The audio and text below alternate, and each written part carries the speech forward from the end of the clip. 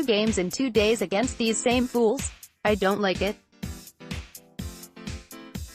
I had to watch Claude Giroux nearly get killed yesterday, and now I have to tune in once again like I didn't just see attempted homicide against my real biological father. Insane. Who allowed this to happen? I need to speak to someone.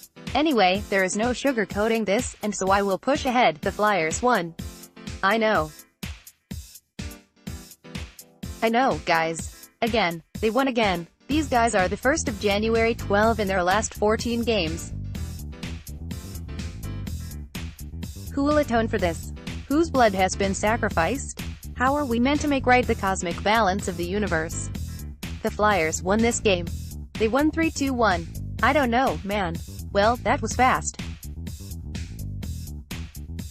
In just the second shift of the game, Wayne Simmons took a direct order from God and fought Anthony Mantha, an act of righteous retribution. I have to say, I enjoyed it. It was fun for me personally to witness. Having a good time on this Sunday night, folks. The Flyers came out the gate with a flurry of chances, looking like the promising team we saw, in deeply confusing increments, just yesterday. As someone who dislikes Detroit for absolutely no good reason at all whatsoever, I could only feel hopeful that I would get to witness another molly-whopping, this time in the Little Caesars Arena, lol. I'd be neglecting my duties here if I failed to mention the Andrew McDonald turnover to none other than Mantha. My dude, don't allow this. If I have to see Mantha score one more goddamn goal after the near murder he committed on ice, I will quit hockey, as a hobby, as a concept, everything. I was going to say that not a lot really went down in this period, but then Sean Couturier did some Sean Couturier-type things, and almost single-handedly made a goal happen. Oscar Lindblom would get credit for the goal, deflected off a Red Wings player, at 15:48, but it was one of those patented, this wouldn't have happened if, Couturier plays that really make you feel things in your soul. Remember when people thought he was bad? Complete fools, I say. But really, other than that, I haven't got much to say here.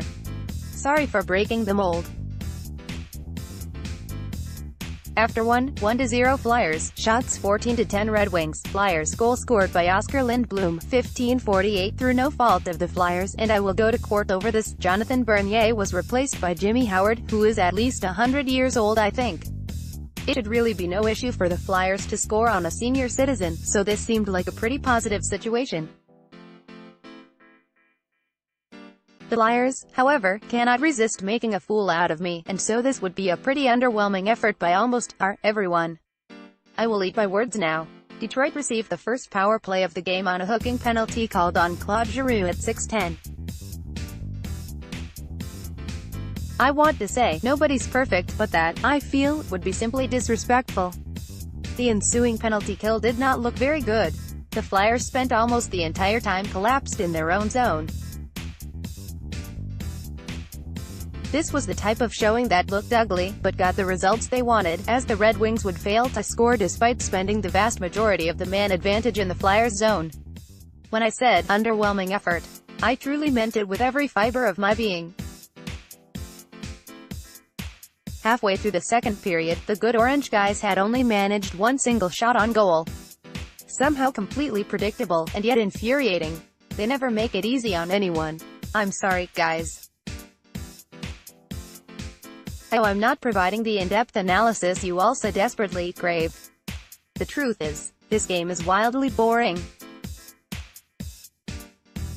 After 2-1 shots 26-19 Red Wings goal scored by Darren Helm, 14:49. Does anyone remember how dramatic people were being about Ivan Provorov earlier this season? I definitely recall something of the sort. Not me, however, I have never had an irrational thought in my life. Anyway, I mention this because Provorov scored the go-ahead goal just 2 minutes into the third period on a play that didn't seem particularly dangerous until it was. I will take just about anything here. Even with the goal at 2:11, it really seemed like there was no possible way the Flyers could win this game. Further accentuating this feeling, Scott Lawton was called for hooking at 5:42, probably a weak call, but I'm more biased than anything as I believe I saw several missed penalties on the Red Wings throughout the game, and I love the Philadelphian conspiracy theory that the referees are against us because it is true. The penalty kill was, let's say, lackluster, here. It looked like the only thing keeping the Flyers in the game was the play of, come on, you already know. Carter Hart was forced to make save after dangerous save, and he rose to the challenge as he is wont to do. God, I love this kid. I feel close to tears gazing upon his face. We have waited so long for you, our sweet son. The rest of the period was mostly the Red Wings throwing stuff at Hart and having to bear witness to the new era of Philadelphia goaltending. How disappointing for you guys. We are all living for the first time. The Flyers had only managed three shots on goal in the entire period by the final 2 minutes of the game, which is exactly when Howard went to the bench for the bonus attacker. I said out loud, oh, this is going to overtime.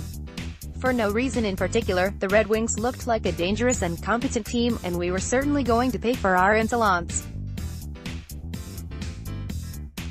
Mostly me, though. Mostly my insolence. It did not go to overtime, however, as the fourth shot on goal for the Flyers went right into the empty net. Lindblom took the easy credit and oh my god, wow, how did this happen? How did we all let this happen?